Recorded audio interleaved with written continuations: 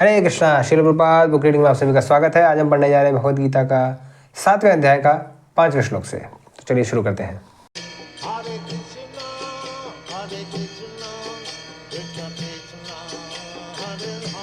अपरेयम् तस्त्वन्यां प्रकृतिं विद्धि मे परां जीवभूतां महाबाहो ययेदं धार्यते जगत। अर्थात, हे महाबाहु अर्जुन, इनके अतिरिक्त मेरी एक अन्य पराशक्ति है जो इन जीवों से युक्त है, जो इस भौतिक अपरा प्रकृति के साधनों का विदोहन कर रहे हैं। तात्पर्य, इस श्लोक में स्पष्ट कहा गया है कि जीव परमेश्वर की परा प्रकृति यानी शक्ति है। अपरा शक्ति तो पृथ्वी, जल, अग्नि, वायु, आकाश, मन, बुद्धि तथा अहंकार जैसे विभिन्न तत्वों के रूप में प्रकट होती है। भौतिक प्रकृति के दोनों रूप स्थूल पृथ्वी आदि तथा सूक्ष्म मन आदि अपरा शक्ति के ही प्रतिफल है। जीव जो अपने विभिन्न कार्यों के लिए अपरा शक्तियों का विदोहन करता रहता है, स्वयं परमेश्वर की पराशक्ति है, और यह वही शक्ति है जिसके कारण सारा संसार कार्यशील है। इस दृश्य जगत में कार्य करने की जब तक शक्ति नहीं आती, तब तक की पराशक्ति अर्थात जीव द्वारा यह गतिशील नहीं बनाया जाता। शक्ति का नियंत्रण सदैव शक्तिमान करता है, अतः जीव सदैव भगवान द्वारा नियंत्रित होते हैं। जीवों का अपना कोई स्वतंत्र अस्तित्व नहीं है। वे कभी भी सर्वशक्तिमान नहीं, जैसा कि बुद्धिमान मनुष्य सोचते हैं। श्रीमद् भागवतम में जीव तथा भगवान के अंतर को इस प्रकार बताया गया है। ये 10वें अध्याय के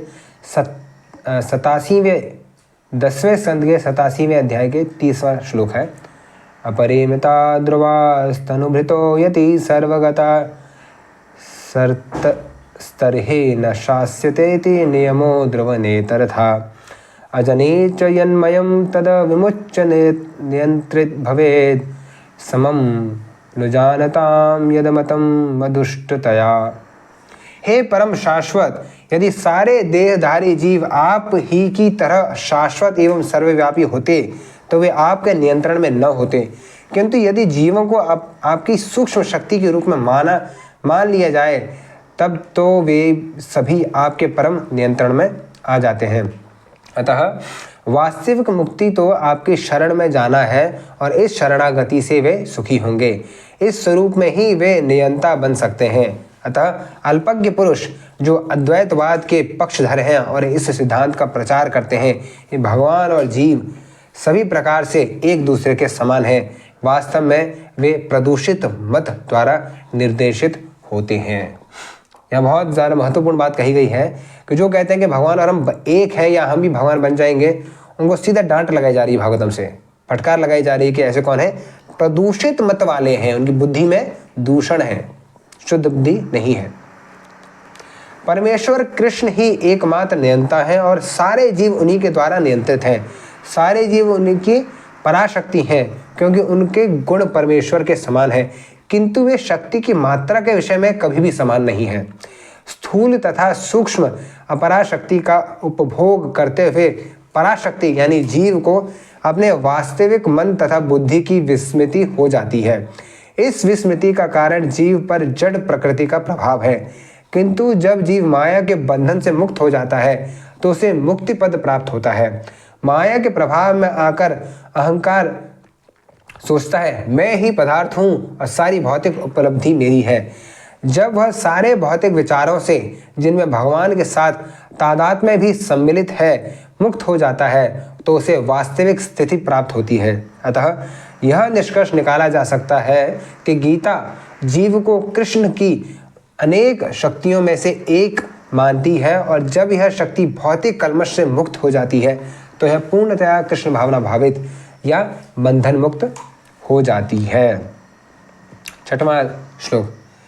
एतद्योनीनि भूतानि सर्वाणीत्युपधारय अहं कृत्स्नस्य जगतः प्रभवः प्रलयस्तथा। अर्थात सारे प्राणियों का उद्गम इन दोनों शक्तियों में है। इस जगत में जो कुछ भी भौतिक तथा आध्यात्मिक है, उसकी उत्पत्ति तथा प्रलय मुझे ही जानो। तात्पर्य, जितनी वस्तुएं विद्यमान है वे पदार्थ तथा आत्मा के प्रतिफूल हैं। आत्मा सृष्टि का मूल क्षेत्र है और पदार्थ आत्मा द्वारा उत्पन्न किया जाता है। भौतिक विकास की किसी भी अवस्था में आत्मा की उत्पत्ति नहीं होती, अपितु यह भौतिक जगत आध्यात्मिक शक्ति के आधार पर ही प्रकट होता है। इस भौतिक शरीर का इसलिए विकास हुआ क्योंकि इसके भीतर आत्मा उपस्थित है। एक बालक धीरे धीरे बढ़कर कुमार तथा अंत में युवा बन जाता है क्योंकि उसके भीतर आत्मा उपस्थित है। उसी प्रकार इस विराट ब्रह्मांड की समग्र सृष्टि का विकास परमात्मा विष्णु की उपस्थिति के कारण होता है। अतः आत्मा तथा पदार्थ मूलतः भगवान की दो शक्तियां हैं जिनके संयोग से विराट ब्रह्मांड प्रकट होता है। अतः भगवान ही सभी वस्तुओं के आदि कारण हैं।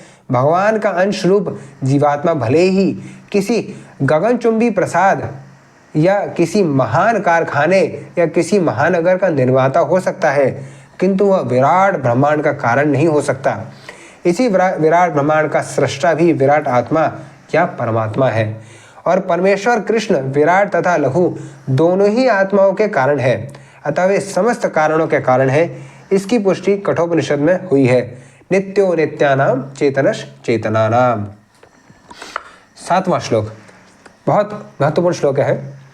मत्तः परतरम नान्यत् किंचिदस्ति धनंजय मयि सर्वमिदं प्रोतं सूत्रे मणिगणा एव। तो इस श्लोक में भगवान सीधा बता देते हैं कि मेरे पर कुछ नहीं है। अब सीधा वो अर्थात पढ़ते हैं, हे धनंजय, मुझसे श्रेष्ठ कोई सत्य नहीं है। जिस प्रकार मोती धागे में गुथे रहते हैं उसी प्रकार सब कुछ मुझ पर ही आश्रित है। तात्पर्य, परम सत्य साकार है या निराकार, इस पर सामान्य विवाद चलता है। जहाँ तक भगवद्गीता का प्रश्न है, परम सत्य तो श्री भगवान कृष्ण है और उसकी पुष्टि पद पद पर होती है। इस श्लोक में विशेष रूप से बल है कि परम सत्य पुरुष रूप है। इस बात की कि भगवान ही परम सत्य है ब्रह्म संहिता में भी पुष्टि हुई है। ईश्वर परम कृष्ण सच्चिदानंद विग्रह। परम सत्य श्री भगवान कृष्ण ही हैं जो आदि पुरुष हैं, समस्त आनंद के आगार गोविंद हैं और वे सच्चिदानंद स्वरूप हैं। ये सब प्रमाण निर्विवाद रूप से प्रमाणित करते हैं कि परम सत्य परम पुरुष है और जो समस्त कारणों का कारण है। फिर भी निरीश्वरवादी श्वेताश्वतर उपनिषद में उपलब्ध वैदिक मंत्र के आधार पर तर्क करते हैं। ततो यदुत्तरतरम तद्रूपम अनामयम य एतद्विदुरमृतास्ते भवन्त्यथेतरे दुखम अवाप्यन्ति। भौतिक जगत में ब्रह्मांड के आदि जीव ब्रह्मा को देवताओं, मनुष्यों तथा निम्न प्राणियों में सर्वश्रेष्ठ माना जाता है, किंतु ब्रह्मा के परे एक इंद्रियातीत ब्रह्म है जिसका कोई भौतिक स्वरूप नहीं होता और जो समस्त भौतिक कल्मश से रहित होता है। जो व्यक्ति उसे जान लेता है वह भी दिव्य बन जाता है, किंतु जो नहीं जान पाता इस सांसारिक दुखों को भोगते रहता है।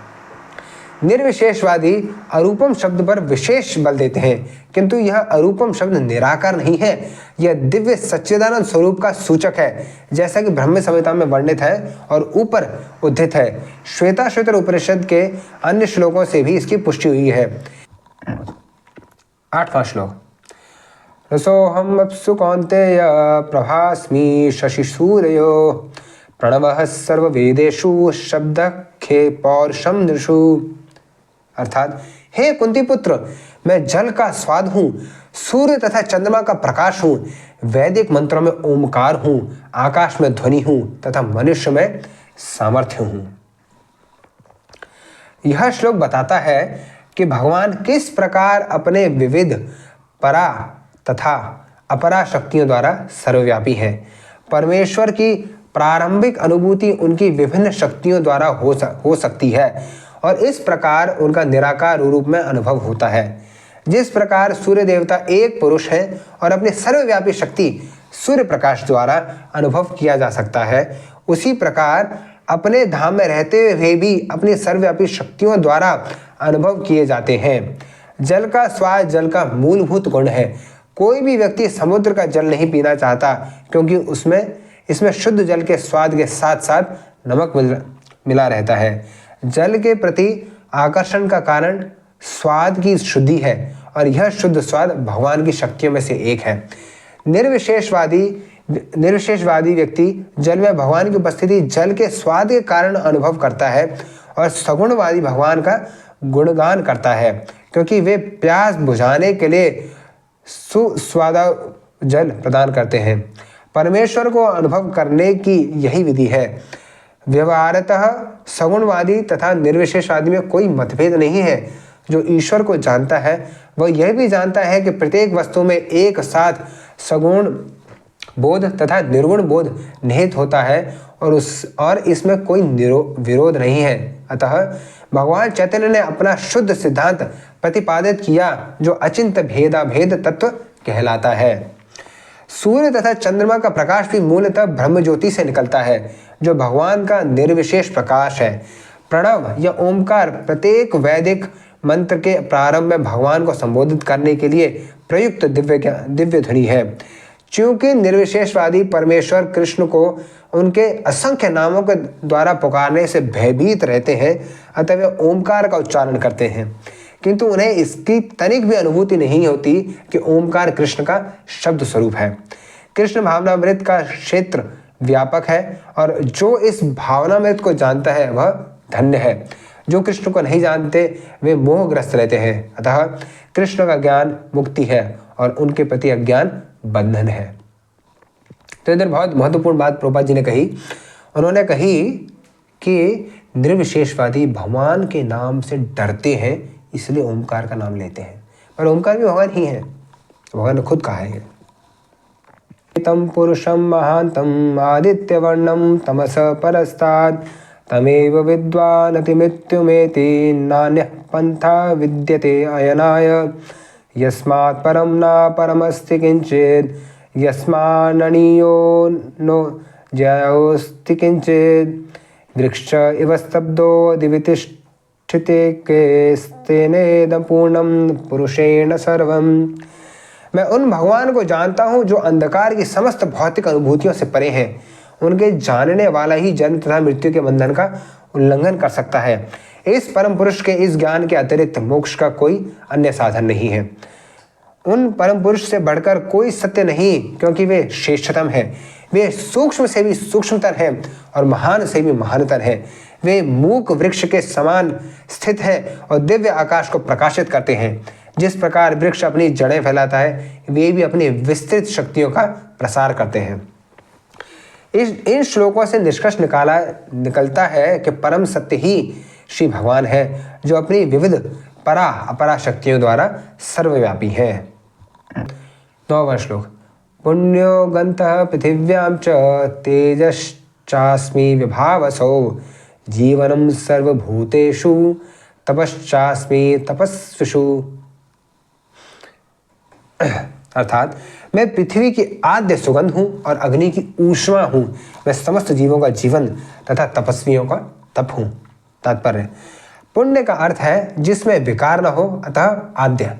इस जगत में प्रत्येक वस्तु में कोई ना कोई सुगंध होती है तथा यथा फूल की सुगंध या जल, पृथ्वी, अग्नि, वायु आदि की सुगंध, समस्त वस्तुओं में व्याप्त अदूषित भौतिक गंध जो आद्य सुगंध है वह कृष्ण है। इसी प्रकार प्रत्येक वस्तु का एक विशिष्ट स्वाद यानी रस होता है और इस स्वाद को रसायनों के मिश्रण द्वारा बदला जा सकता है। अतः प्रत्येक मूल वस्तु में कोई ना कोई गंध तथा स्वाद होता है। विभावसु का अर्थ है अग्नि। अग्नि के बिना न तो फैक्ट्री चल सकती है न भोजन पक सकता है। यह अग्नि कृष्ण है। अग्नि का तेज ऊष्मा भी कृष्ण ही है। वैदिक चिकित्सा के अनुसार कुपच का कारण पेट में अग्नि की मंदता है, अतः पाचन तक के लिए अग्नि आवश्यक है। कृष्ण भावनामृत में हम इस बात से अवगत होते हैं कि पृथ्वी, जल, अग्नि, वायु तथा प्रत्येक सक्रिय तत्व, सारे रसायन तथा सारे भौतिक तत्व कृष्ण के कारण हैं। मनुष्य की आयु भी कृष्ण के कारण है, अतः कृष्ण की कृपा से ही मनुष्य अपने को दीर्घायु या अल्पजीवी बना सकता है। अतः कृष्ण भावनामृत प्रत्येक क्षेत्र में सक्रिय रहता है। 10वां श्लोक। बीजां मां सर्वभूतानां विद्धि पार्थ सनातनं बुद्धिरबुद्धिर्मतामस्मि तेजस्विनाम हम।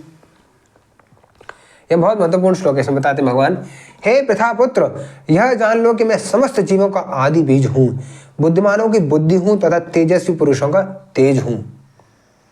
तात्पर्य, कृष्ण समस्त पदार्थों के बीज हैं। कई प्रकार के चर तथा अचर जीव हैं। पक्षी, पशु, मनुष्य तथा अन्य सजीव प्राणी चर हैं। पेड़ पौधे अचर हैं, वे चल नहीं सकते, केवल खड़े रहते हैं।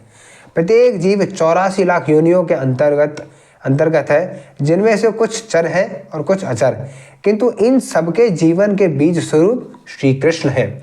जैसा कि वैदिक संहिता साहित्य में कहा गया है कि ब्रह्म या परम सत्य वह है जिससे प्रत्येक वस्तु उद्भूत है। कृष्ण परब्रह्म या परमात्मा है।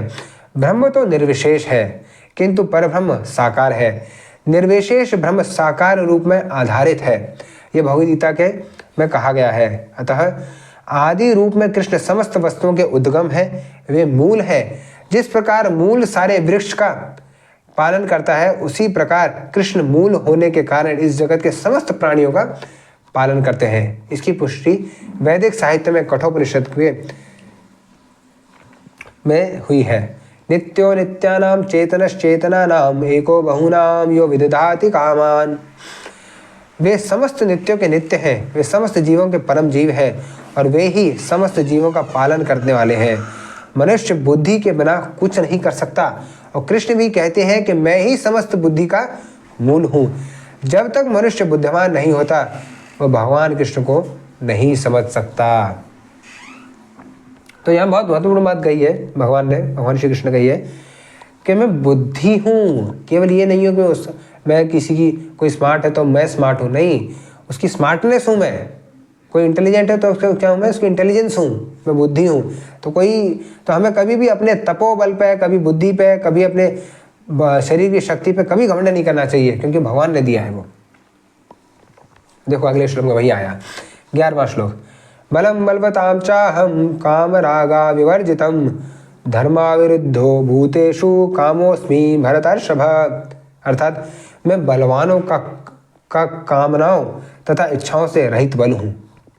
हे भरत श्रेष्ठ, मैं काम हूँ, धर्म के विरुद्ध नहीं है। तो यहाँ पे बहुत इंपॉर्टेंट बात कही गई है। यहाँ कहा है कि मैं बलवानों का कामनाओं तथा इच्छा से रहित बल हूँ। तो ये कौन सा बल है? ये वो बल है जो सतोगुण में है। रजोगुण वाला बल नहीं है कि मैं इसीलिए बलवान हूँ क्योंकि मुझे शो ऑफ करना है, मैं इसीलिए बलवान हूँ क्योंकि मुझे दूसरों को दिखाना है, अपने आप को ऊपर उच्च दिखाना। नहीं, मैं बलवान हूँ पर मैं शक्ति का कहाँ प्रयोग कर रहा हूँ? सतोगुण कार्य में कर रहा हूँ, भगवान की सेवा में कर रहा हूँ, तो मैं वो बल हूँ।